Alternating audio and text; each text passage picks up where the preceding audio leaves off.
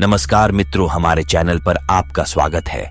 आज की ये वीडियो जीवन से संबंधित गहरे प्रश्नों पर आधारित है, जिसमें हमने जीवन संबंधी अत्यंत महत्वपूर्ण प्रश्नों को सम्मिलित किया है, जैसे जीवन क्या है, जीवन की परिभाषा क्या है और जीवन कैसे जिए आदि।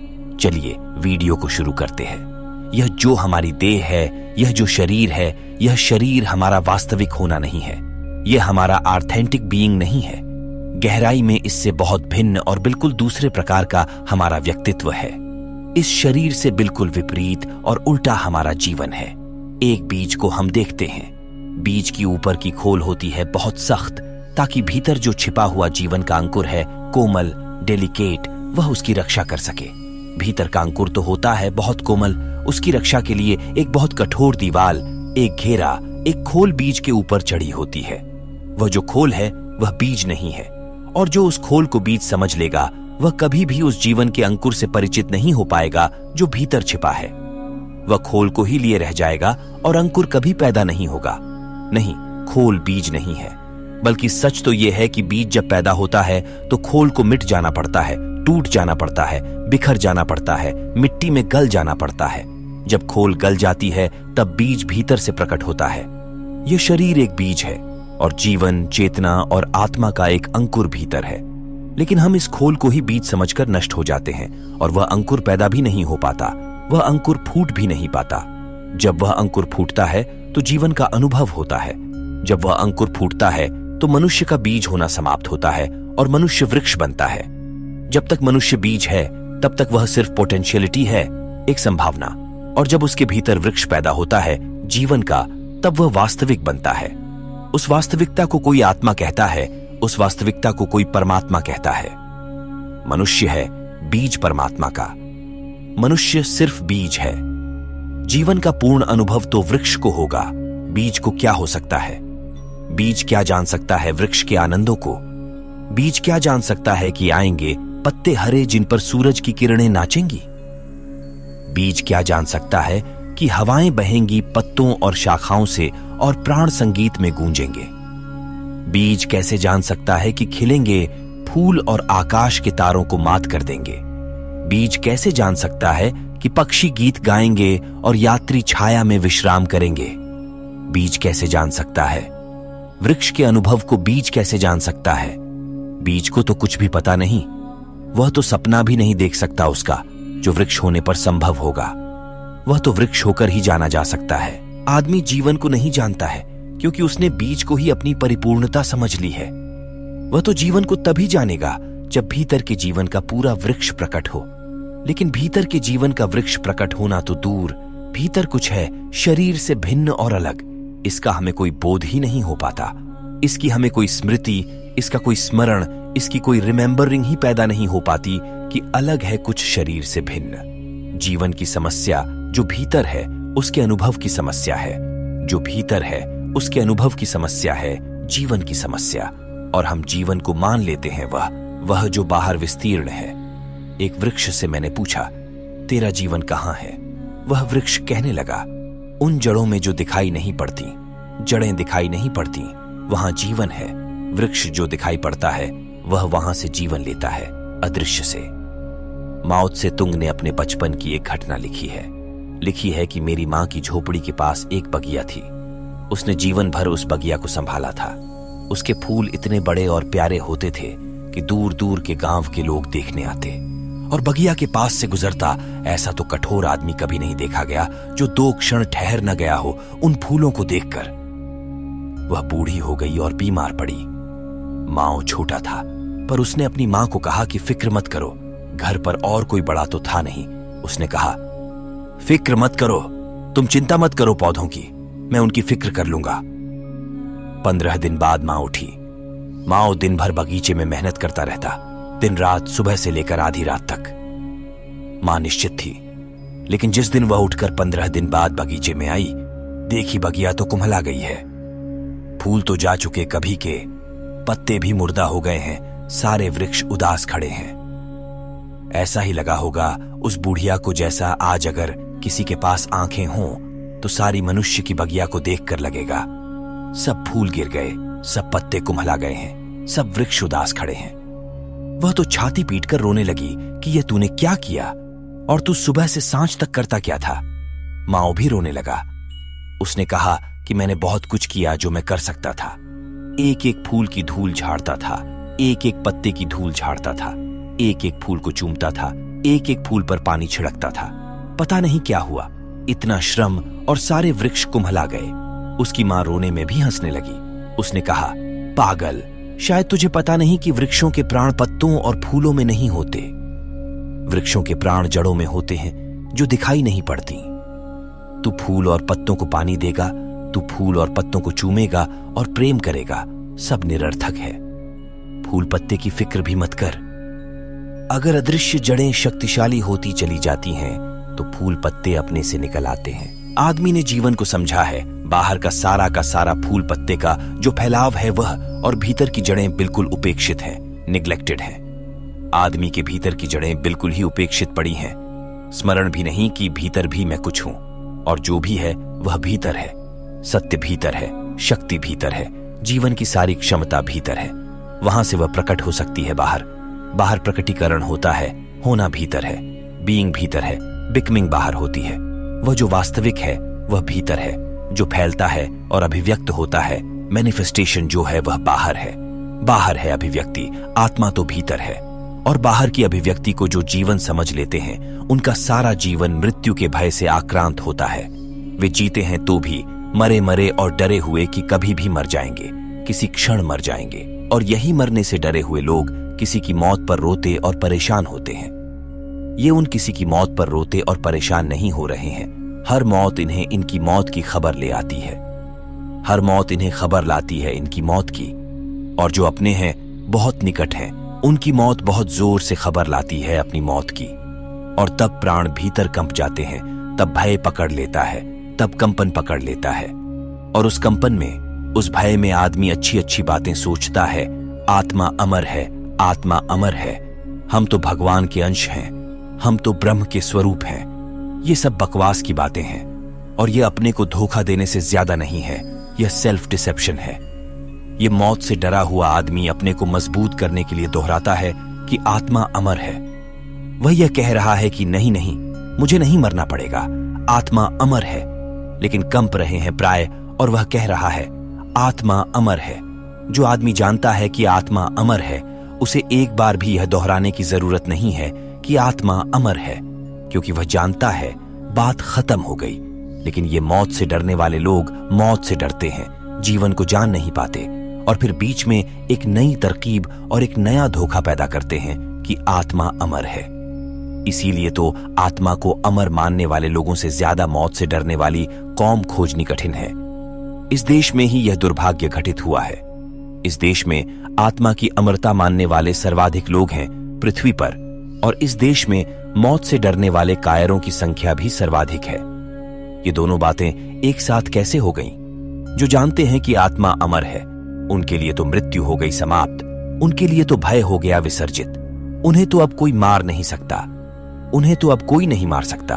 और दूसरी बात भी ध्यान में ले लेना, न उन्हें कोई मार सकता है, न अब वे इस भ्रम में हो सकते हैं कि मैं किसी को मार सकता हूं, क्योंकि मारने की घटना ही खत्म हो गई। और इस राज को थोड़ा समझ लेना जरूरी है। जो लोग कहेंगे आत्मा अमर है, वे मौत से डरे हुए हैं और दोहरा रहे हैं कि आत्मा अमर है। और साथ ही ऐसे मौत से डरने वाले लोग अहिंसा की भी बहुत बात करेंगे। इसलिए नहीं कि वे किसी को न मारें, बल्कि इसलिए कि बहुत गहरे में कोई उन्हें मारने को तैयार न हो जाए। दुनिया अहिंसक होनी चाहिए। क्यों?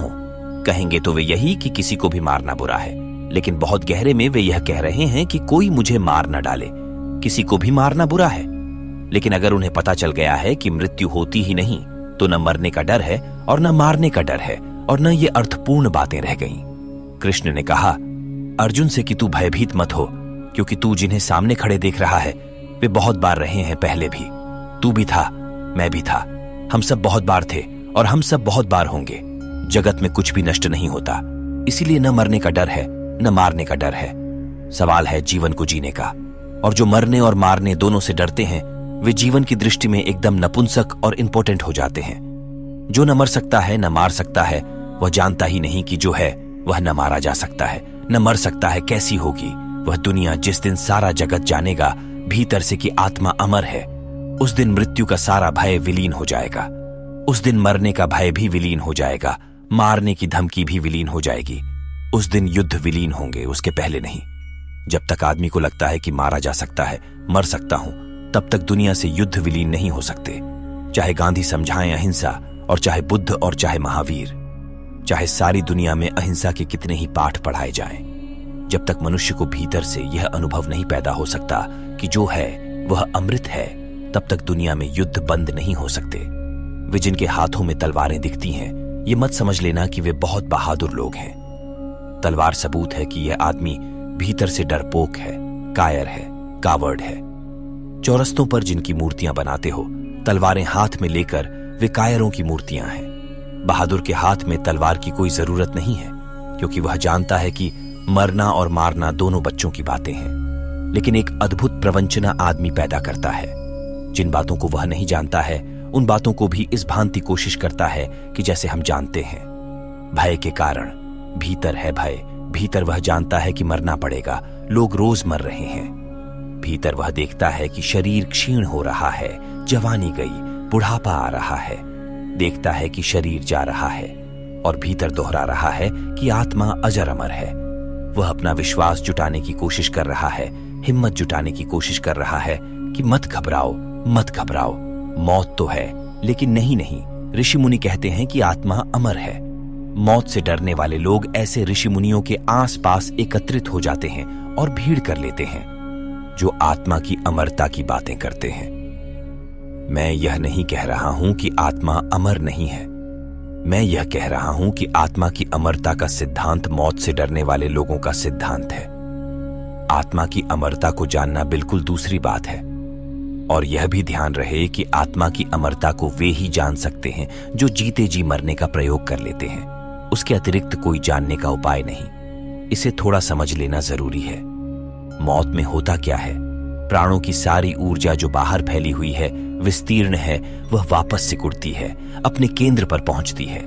जो ऊर्जा प्राणों की सारे शरीर के कोने कोने तक फैली हुई है, वह सारी ऊर्जा वापस सिकुड़ती है, बीज में वापस लौटती है। शरीर जैसे एक दिए को हम मंदा करते जाएं, धीमा करते जाएं, तो फैला हुआ प्रकाश सिकुड़ आएगा, अंधकार गिरने लगेगा। प्रकाश सिकुड़कर फिर दिए के पास आ जाएगा। हम और धीमा करते जाएं और धीमा, और फिर प्रकाश बीज रूप में, अणुरूप में निहित हो जाएगा, अंधकार घेर लेगा। प्राणों की जो ऊर्जा फैली हुई है जीवन की, वह सिकुड़ती है, वापस लौटती है अपने केंद्र पर। नई यात्रा के लिए फिर बीज बनती है, फिर अणु बनती है। ये जो सिकुड़ाव है, इसी सिकुड़ाव से, इसी संकोच से पता चलता है कि मरा, मैं मरा, क्योंकि जिसे मैं जीवन समझता था वह जा रहा है, सब छूट रहा है। हाथ पैर शिथिल होने लगे, श्वास खोने लगी, आंखों ने देखना बंद कर दिया, कानों ने सुनना बंद कर दिया। ये तो सारी इंद्रियां, ये सारा शरीर किसी ऊर्जा के साथ संयुक्त होने के कारण जीवंत था। वह ऊर्जा वापस लौटने लगी। देह तो मुर्दा है, वह फिर मुर्दा रह गई। घर का मालिक घर छोड़ने की तैयारी करने लगा। घर उदास हो गया, निर्जन हो गया। लगता है मरा मैं।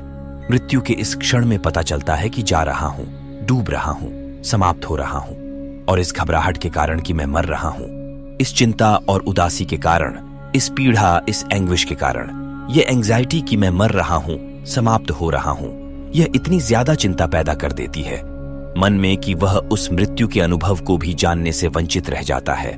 जानने के लिए चाहिए शांति। हो जाता है इतना अशांत कि मृत्यु को जान नहीं पाता। बहुत बार हम मर चुके हैं, अनंत बार, लेकिन हम अभी तक मृत्यु को जान नहीं पाए, क्योंकि हर बार जब मरने की घड़ी आई है, तब फिर हम इतने विह्वल और बेचैन और परेशान हो गए हैं कि उस बेचैनी और परेशानी में कैसा जानना, कैसा ज्ञान। हर बार मौत आकर गुजर गई है हमारे आसपास से, और हम फिर भी अपरिचित रह गए हैं उससे। नहीं, मरने के क्षण में नहीं जाना जा सकता है मौत को, लेकिन आयोजित मौत हो सकती है। आयोजित मौत को ही ध्यान कहते हैं, योग कहते हैं, समाधि कहते हैं। समाधि का एक ही अर्थ है कि जो घटना मृत्यु में अपने आप घटती है। समाधि में साधक चेष्टा और प्रयास से सारे जीवन की ऊर्जा को सिकोड़कर भीतर ले जाता है, जानते हुए निश्चित ही अशांत होने का कोई कारण नहीं है, क्योंकि वह प्रयोग कर रहा है भीतर ले जाने का, चेतना को सिकोड़ने का। वह शांत मन से चेतना को भीतर सिकोड़ता है। जो मौत करती है उसे वह खुद करता है, और इस शांति में वह जान पाता है कि जीवन ऊर्जा अलग बात है, शरीर अलग बात है। वह जो बल्ब जिससे बिजली प्रकट हो रही है अलग बात है, और वह जो बिजली प्रकट हो रही है वह अलग बात है। बिजली सिकुड़ जाती है, बल्ब निर्जीव होकर पड़ा रह जाता है। शरीर बल्ब से ज्यादा नहीं है। जीवन वह विद्युत है, वह ऊर्जा है, वह एनर्जी, वह प्राण है जो शरीर को जीवंत किए हुए है, गर्म किए हुए है, उत्तप्त किए हुए है। समाधि में साधक स्वयं मरता है, और चूंकि वह स्वयं मृत्यु में प्रवेश करता है, वह जान लेता है इस सत्य को कि मैं अलग हूं और शरीर अलग है। और एक बार यह पता चल जाए कि मैं अलग हूं, मृत्यु समाप्त हो गई और जीवन का अनुभव शुरू हो गया। मृत्यु की समाप्ति और जीवन का अनुभव एक ही सीमा पर होते हैं, एक ही साथ होते हैं। जीवन को जाना कि मृत्यु गई, मृत्यु को जाना कि जीवन हुआ। अगर ठीक से समझें तो ये एक ही चीज को कहने के दो ढंग हैं। ये एक ही दिशा में इंगित करने वाले दो इशारे हैं। धर्म को इसलिए मैं कहता हूं, धर्म है मृत्यु की कला, वह है आर्ट ऑफ डेथ। लेकिन आप कहेंगे, कई बार मैं कहता हूं धर्म है जीवन की कला, आर्ट ऑफ लिविंग। निश्चित ही दोनों बात मैं कहता हूं, क्योंकि जो मरना जान लेता है वही जीवन को जान पाता है। धर्म है जीवन और मृत्यु की कला। अगर जानना है कि जीवन क्या है और मृत्यु क्या है, तो आपको स्वेच्छा से शरीर से ऊर्जा को खींचने की कला सीखनी होगी, तो आप जान सकते हैं, अन्यथा नहीं। और यह ऊर्जा खींची जा सकती है। इस ऊर्जा को खींचना कठिन नहीं है, इस ऊर्जा को खींचना सरल है। यह ऊर्जा संकल्प से ही फैलती है और संकल्प से ही वापस लौट आती है। यह ऊर्जा सिर्फ संकल्प का विस्तार है, विल फोर्स का विस्तार है। मित्रों, ये थे जीवन से संबंधित कुछ विशेष तथ्य और दृष्टिकोण। आपको हमारी वीडियो कैसी लगी कमेंट बॉक्स में जरूर बताएं, और अगर वीडियो पसंद आई हो तो लाइक और चैनल को सब्सक्राइब जरूर करें, जिससे कि हमें सनातन धर्म का प्रचार एवं प्रसार करने में सहायता मिले। जय हिंदुत्व, जय सनातन।